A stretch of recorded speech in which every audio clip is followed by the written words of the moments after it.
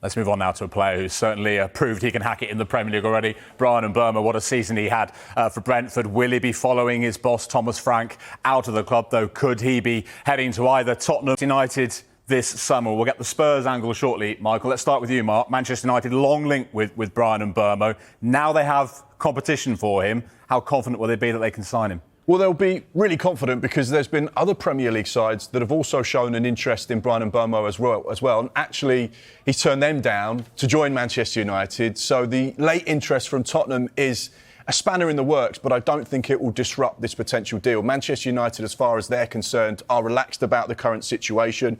They believe that Bryan wants to join them in Old Trafford, so therefore they're confident, comfortable and relaxed with regards to his stance. You have to remember that Manchester United last week had their initial and first bid rejected by Brentford, which we understand to be a total of 54, upwards of £60 million. So they're not a million miles away. You'd imagine that a second offer, which we said last week on Sky Sports News was being prepared, will be a lot closer to what Brentford are looking for. Bryan Mbeumo has 1 year on his Brentford contract with a club option additional year. So essentially he's got a 2-year deal left. So it is going to be a sizable fee that Manchester United are going to have to pay. However, he's not the only target they're looking at. They would be naive if they were to only put all their eggs in one basket, because things change in football and things change very quickly, as Michael knows. So therefore, they do have other options, but right now it looks like it's going to be a Manchester United situation for Bryan Mbeumo. Spurs' interest, just a spanner in the works, to quote Mr. McAdam. Does Thomas Frank's arrival don't quote me. change that? Well, let me just say, Spurs and Brentford have had very good negotiations over the last 10 days or so, and we've been reporting day after day on Thomas Frank's appointment at Tottenham Hotspur. That was never in doubt, and I'm sure people were bored of me saying it every day. But what I kept stressing was the delay. Well, not really a delay, it's probably the wrong word, but the coaches coming in, and they've taken some good coaches from Brentford. Now, you do wonder now what potential players Thomas Frank might fancy at Brentford, and does he want to take a number of players from Brentford? It is talking Nathan Collins, the defender who's been absolutely brilliant for them at Brentford. But in terms of Mbeumo, there have been initial discussions about a potential deal. They are interested in him. Antoine Semenyo is another player Spurs like as well. But at this stage, one of a number of top attacking players Spurs have been in discussions with. The encouragement Spurs have had, Jules, is the fact that Bryan Mbeumo and Thomas Frank have a brilliant relationship. I mean, who doesn't like Thomas Frank? I'm not being funny, but they have a brilliant professional relationship. He's been absolutely outstanding. There was concerns when the likes of Ivan Toney left, Ollie Watkins, and Thomas Frank has always got this sorted out, and then Mbeumo has been absolutely outstanding. But I don't think Spurs are under massive pressure here. If he wants to join Manchester United, there's nothing much Tottenham can do. But they've been encouraged with the fact they get on so well, Frank and Mbeumo. But I mean, could that change his mind, this work relationship he has with Frank? Could that be the decisive factor? Absolutely. I've been at deadline day, I've been at clubs on a deadline day, and a player has arrived and then he's disappeared again because he's got a better offer.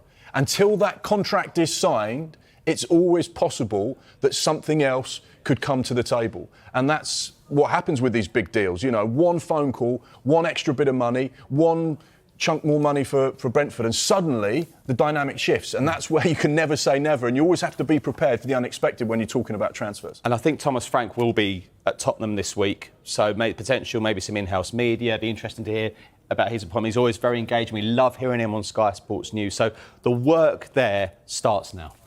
But Spurs, Manchester United, both very keen on Mbeumo. Sticking with Manchester United, a striker. Guys, let's look at a couple of the names being very strongly linked with them. I'll come to you, Michael, shortly on Viktor Gyokeres. Let's start, though, on Hugo for United. Any more than that? How concrete is this? Yeah, well, we know that Manchester United are in the market for a number 9. Rasmus Højlund being linked potentially with a move back to Italy or Saudi Arabia. As far as he's concerned, he wants to stay and fight for his place against maybe one of these two players. Hugo Ekitike nearly joined the Premier League a couple of years ago. Newcastle very interested in him. Had a phenomenal campaign last year at Eintracht Frankfurt. 34 goals and assists in 48 games, really showing the type of form that encouraged PSG to sign him not that long ago. He's now the main man, which is what he needed. Didn't get game time in France, but he's getting game time in Germany. There's been initial talks between Manchester United and Frankfurt. No formal bid as of yet, but United just exploring their options as to whether he may be the right type of number 9 for them. We're told that personal terms won't be a problem if he decided to go to Manchester United.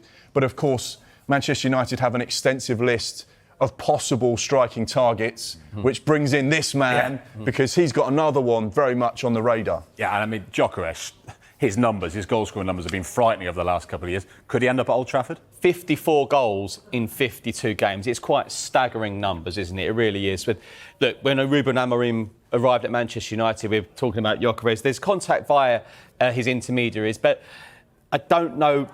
This is an interesting one here. There's talk about this €100 million release clause. Gyokeres has then gone to social media basically saying don't believe all you read. But the two clubs you keep hearing, Manchester United, Arsenal, but then Arsenal looking at Benjamin Sesko as well. But again, we have to stress that we expect a very, very, very busy transfer-wise, but clubs aren't under any pressure as it stands. Although what I would say is that clubs are always very keen to get these players in before they go on their long-haul pre-season tours. So I do expect I do expect this kind of movement maybe in the next week or so. Manchester United are interesting at the moment because they're basically revitalising the front three. We know that Ruben Amorim wants to play with 2 10s. He wants to play with a number 9. They've got Matheus Cunha in. And Mbeumo looks like one. Could one of these two be the number 9? And that would be a completely new-look strike force for Manchester United. But it's just about piecing the puzzle together and getting the players in for the fees that the clubs are comfortable with. Viktor Gyokeres is a player that I watch so much, and you probably remember talking about him on Soccer Specials and Soccer Saturdays because he used to score for fun at Coventry. I think he's outstanding. So much interest in him. You feel like this is the summer he'll get the big move back to the Premier League. If it doesn't happen now, it might not happen, and I think he knows that as well. And also, just finally, this is a Manchester United who aren't in Europe next season. But will they have any issues with a player saying, no, I need to be in Europe, I need to be in Europe? This is Manchester United we're talking about. That's what intrigues me as well. I don't think that's a problem. I don't either. You look at Cunha, Mbeumo, Hugo Ekitike, Viktor Gyokeres, the players that they're being linked with clearly don't feel that one season out of Europe is a problem because they'll back themselves to say, I tell you what, if I go to Manchester United with all those players, we'll definitely be in Europe. Get the old Sky remote. We'll go back to Mbeumo. We rewind it a little bit because they could be having that conversation. Thomas Frank, you are in the Champions League with me. Anyway, that's for 7. Ooh, Nice tease. little tease there. We've got a whole hour with these two at 7 o'clock. This is just... Ya saltan 1K y el barrio. Es determinante cuánto daño puede hacer el conjunto de 1K, sobre todo con Granero en esas primeras de cambio en la salida de escalera. Así que esa parte del partido va a ser absolutamente clave para el equipo de Iker Casillas. Por cierto, felicitar porque ha venido una buena afición de 1K. Tiene la pelota, Gerard Noya encara, sigue Noya, Noya dispara, Arnalot. 80 paradas. paradas ya para Arnalot. Gil Vidal ataca desde la derecha el número 9. Gil Vidal con el centro, buena pelota, Arché, con la rodilla le pegó. Pues es el que desatasca un poco el partido, ¿no? Con centros, ojo ahí, se golpeó, el remate, ¡gol! ¡Mar Valiente! ¡Gol!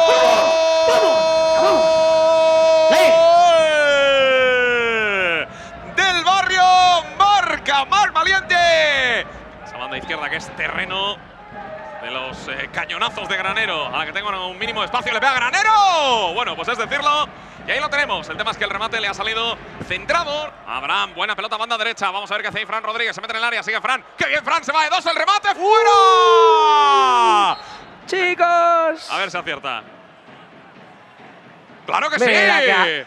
Busca el barrio el segundo gol. Arché. Arché para Gil. Gil que le puede pegar a este Gil. Buen recorte. Gil al ¡Dios! palo. Levanta Arché. ¡Dios! ¡Arnalot! ¡No! Pelota arriba. Madre mía, qué parada. Y a centímetros del remate, ¿eh? No, la reacción ha sido impresionante. ¡El disparo! ¡Madre ¡Ay, de ay, Dios! ay, ay, ay! ¡Otro que vuela! ¡Otro más! Que está la pelota para John de la Cruz. La quiere levantar. Vuelve a pegar la pelota en el cuerpo de un jugador del barrio. El remate con la puntera y acaba deteniendo a Gerard Vacas. Será córner favorable a 1K. Bueno, a ver. Gol doble. Gol doble. A ver, saque de banda.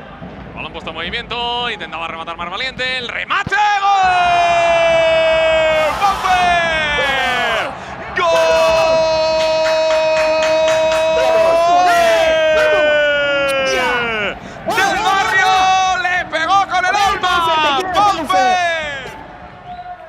Y es… ¡Penalti ¡Madre normal! mía lo de los penaltis! ¡Penalti normal! Y el que quiere hacer el 0-3 es el número 4 de Pega Valiente. ¡Vaya cañón! ¡Gol!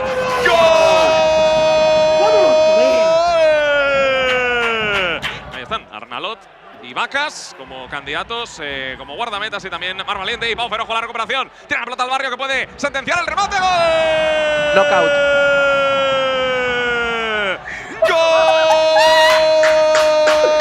¡Let's go, Barria! Ponme el 5, ponme el 5, ponme el 5. El cambio del partido ha sido radical en los últimos 10 minutos.